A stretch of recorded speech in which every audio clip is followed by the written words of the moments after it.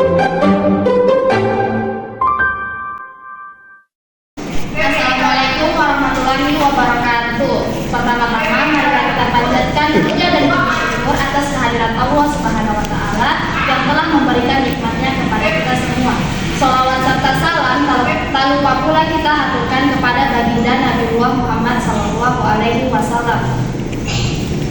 Terima kasih kepada dosen Ibu Siti Rabiatul Wahdaniyah Herman SIP MSI yang telah memberikan tugas untuk mengganti nilai UTS semester ganjil. Baik, kami dari kelompok 4 ingin mempresentasikan hasil dari isi makalah kami yang berjudul Segala Hal Tentang Konstitusi.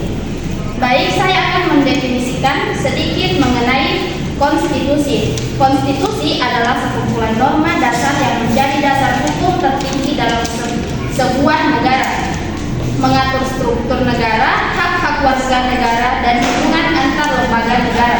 Maksudnya di sini adalah seperangkat aturan yang memandu cara kerja suatu negara tersebut.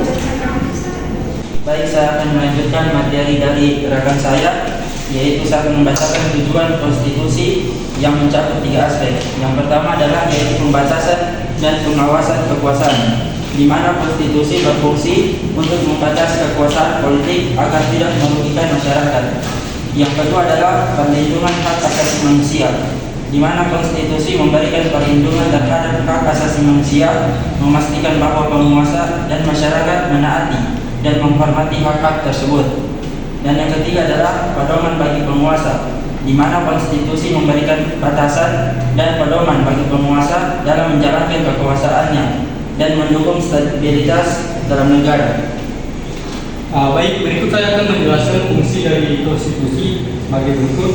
Konstitusi berfungsi sebagai pedoman dalam pengambilan keputusan politik dengan menetapkan kerangka hukum yang jelas, menjaga kestabilan sosial dan politik, serta melindungi hak-hak individu.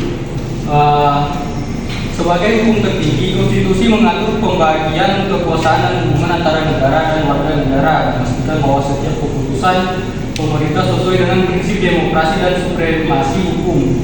Mahkamah Konstitusi berperan penting dalam menafsirkan konstitusi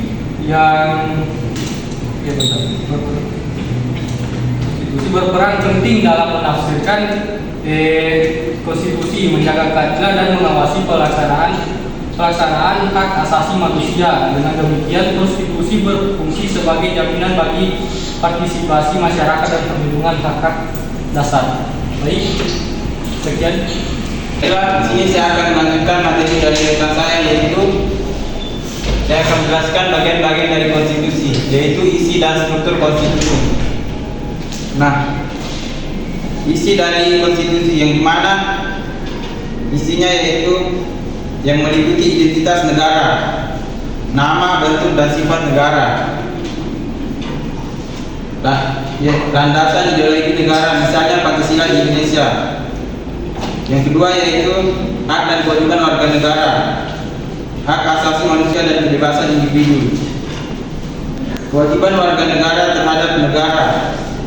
Yang ketiga yaitu struktur dan fungsi lembaga negara, yang dimana pembagian kekuasaan dan eksekutif, legislatif, dan yudikatif yang bertugas sebagai wewenang dan tanggung jawab tiap lembaga negara. Jadi saya akan melanjutkan materi yang dipaparkan oleh teman saya tadi, yaitu perubahan dan amandemen konstitusi. Perubahan atau amandemen konstitusi adalah proses untuk mengubah konstitusi negara, tetapi konstitusi yang asli tetap berlaku. Hasil perubahan konstitusi akan menjadi bagian atau lampiran dari konstitusi asli. Indonesia merupakan salah satu negara yang mengambil sistem perubahan konstitusi dengan cara amandemen. Undang-Undang Dasar tahun 1945 telah mengalami 4 kali amandemen, yaitu amandemen 1 pada tanggal 19 Oktober tahun 1999. Indonesia merupakan salah satu negara yang menganut sistem perubahan konstitusi dengan cara amandemen. Undang-Undang Dasar 1945 telah mengalami 4 kali amandemen, yaitu Amandemen 1 pada tanggal 19 Oktober tahun 1999, Amandemen kedua pada tanggal 18 Agustus tahun 2000, Amandemen ketiga pada tanggal 10 November tahun 2001, dan amandemen keempat pada tanggal 10 Agustus tahun 2002. Amandemen UUD tahun 1945 dilakukan untuk memastikan konstitusi tetap relevan dan dapat mengakomodasi perubahan zaman. Perubahan konstitusi mencerminkan semangat demokrasi, hak asasi manusia, dan otonomi daerah. Prosedur perubahan Undang-Undang Dasar 1945 adalah sebagai berikut yang sudah diatur dalam pasal 37 Undang-Undang Dasar 1945, yaitu usulan perubahan harus diajukan secara tertulis oleh minimal 1 sampai 3 anggota Majelis Permusyawaratan Rakyat. Usulan perubahan harus disertai dengan alasan yang jelas. Sidang MPR harus dihadiri minimal 2 sampai 3 anggota MPR. Dan yang terakhir, keputusan perubahan harus disetujui minimal 50% dan juga 1 anggota MPR. Selain itu, anggota DPR tidak bisa mengusulkan perubahan terhadap pembukaan Undang-Undang Dasar 1945 dan bentuk Negara Kesatuan Republik Indonesia. Perubahan Undang-Undang Dasar 1945 juga dapat dilakukan melalui pembaruan naskah, penggantian naskah tambahan, aneks atau adendum, dan yang terakhir konvensi istimewa. Baik, saya akan melanjutkan pembahasan dari teman saya, yaitu peran konstitusi dalam demokrasi. Konstitusi memiliki peran yang sangat penting dalam demokrasi karena menjadi landasan hukum dan pedoman bagi penyelenggara negara. Berikut adalah peran utama konstitusi dalam demokrasi, yaitu 1. Melindungi hak asasi manusia.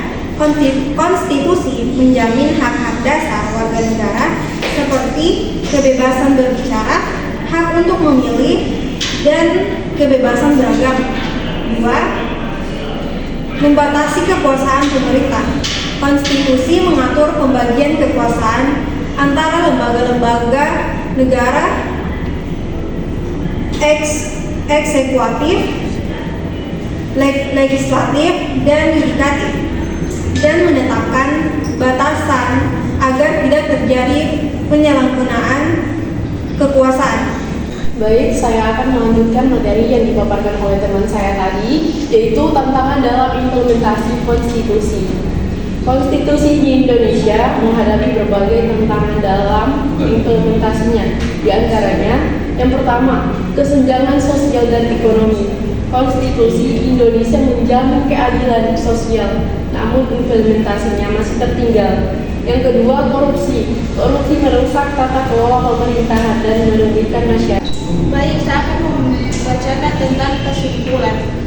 Konstitusi merupakan dokumen penting yang mengatur berbagai aspek kehidupan berbangsa dan bernegara. Konstitusi tidak hanya bersifat yuridis, tetapi juga sosiologis dan politis.